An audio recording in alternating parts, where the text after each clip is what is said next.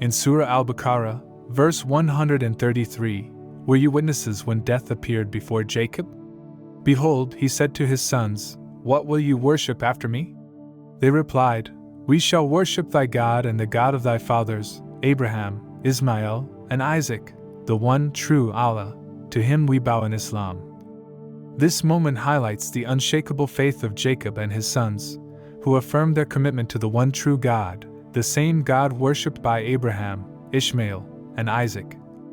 Continuing verse 2:134, "That was a people that has passed away, they shall reap the fruit of what they did, and ye of what ye do, of their merits, there is no question in your case."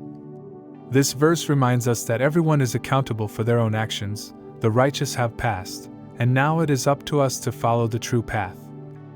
In 2:135 it is said, they say, "Become Jews or Christians if ye would be guided to salvation. Say thou, Nay. The religion of Abraham, the true, and he joined not gods with Allah." The term Hanif in Arabic refers to someone who turns away from error to true guidance. This monotheistic belief was central to Abraham's faith. Long before Islam, there was a group of people who rejected idol worship, known as Hanifs, who followed the monotheism of Abraham. In verse 2:136 say ye, "We believe in Allah, and the revelation given to us, and to Abraham, Ismail, Isaac, Jacob, and the tribes, and that given to Moses and Jesus, and that given to all prophets from their Lord. We make no distinction between any of them, and we bow to Allah in Islam." This verse beautifully emphasizes that Islam embraces all the prophets of all nations. The Quran recognizes the truth revealed through all messengers, and we, as Muslims, make no distinction between them, whether it's Abraham, Moses, or Jesus. Every prophet's message was part of the same divine truth. Says in Surah Al-Baqarah, verse 2:137, "So if they believe as ye believe, they are indeed on the right path. But if they turn back, it is they who are in schism.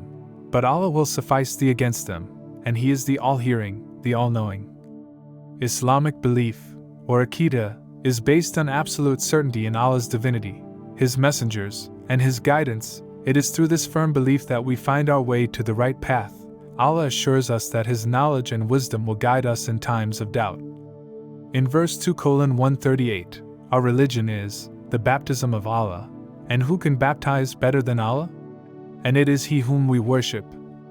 Here, the baptism refers to the purification of the soul, achieved not through water, but through faith and good deeds. The Quran contrasts this divine baptism with human practices, emphasizing that the true purification comes only from Allah. Finally, in verses 139 to 140, Allah challenges the assumptions about faith. Are the prophets of old Jews or Christians? No, they were believers in the one true God, worshipping Him alone. So, who are we to dispute this truth?